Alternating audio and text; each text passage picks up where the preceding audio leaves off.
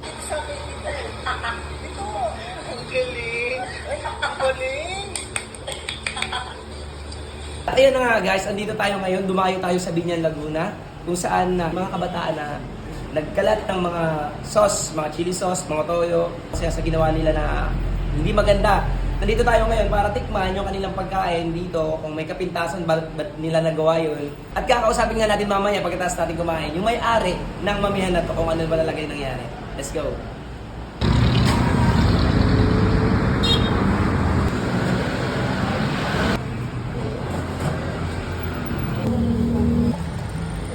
And Sir Seth, nung nangyari doon yung insidente ng pagkakalat ng mga bata, ikaw rin naka-duty nung gabing yun? Yes. Ano pong nangyari? Nilinisan po ba nila pagkatapos? Hindi po. Umalis na po sila. Kasi noon po nakatalikod daw kasi naghanap ko ng pansokon ko sa binayad nila. Oh, bali umalis lang no, hindi na lininis? Opo. Grabe, no? Ikaw na naglinis doon. Opo. Ano naramdaman? Nagalit ka ba? Noong time po yun, wala po kasi underside ko naman po nakainom sila. Medyo lasing. kalat. Yung mga nakainom. At andito nga tayo ngayon guys sa Prion Lex Pares Mami House kung saan may nag-trending ng mga kabataan na pagkain na matatagpuan lang dito sa Kanlalay, Binyan, Laguna. Umorder ako ng lugaw with lechon kasi naku-curious ako may kapintasan pa, di ba nila nagustuhan kung bakit nila pagkain. Ngayon titikman natin guys, wala pang halo. Okay.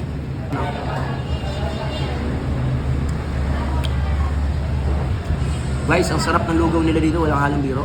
Malasa yung lugaw nila dito. Hindi ko na maintindihan bakit ginano nila pagkain. Masarap.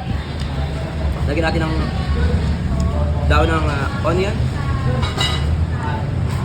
Meron silang dinurog na chicharon. Ayan. Chicharon. Meron din silang garlic. Ayan. Yan. At meron din sila, ito guys yung pinaka-highlights ng mga batang yun eh. Kinalat nila yung oil. Diba? Ito yung mahirap linisin kapag nag-close na ng store, yung mga oil. So tikman natin guys. Kanina masarap na. Ngayon lalo sasarap pa to. Masarap naman. Ba't nun? Ba't nila kinalat yung pagkain? So may maunawaan ko, yung mga taong hindi nila nagustuhan, yung normal na tao kakausapin nila yung may-ari na hindi nila nagustuhan. In a nice way May mga tao rin naman na nag-iskandalo kapag hindi nila nagustuhan. Pero sila kasi, makikita mo, ubos na yung kinain nila eh. Nakain nila lahat, clear yung mga plato nila.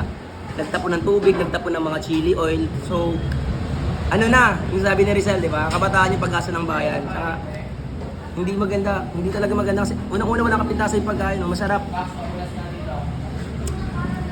Ikaw na gumawa nun, kung sa tingin mo, nakakatawa yung ginawa mo, very, very wrong, very, very wrong. At saka yung mga kaibigan nila, kaibigan ba talaga kayo? Kasi dapat inaawat niyo yung mga ganung bagay. Hindi kayo nagdadamayan sa mga kalokohan. Ang tunay na magkakaibigan nagdadamayan sa mga magagandang bagay. Pero yung mga ganyan, X yan. Tama yung sabi na Idol Gatos, magpalit ka na ng kaibigan.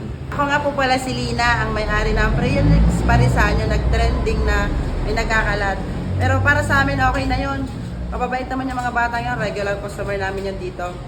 Invite ko na lang kayo sa bubuksan namin pang-anim na branch sa May 3. At dito yun sa tapat sa Pasita, sa tapat ng JT, sa may LTO ng San Pedro. Kita-kits tayo doon.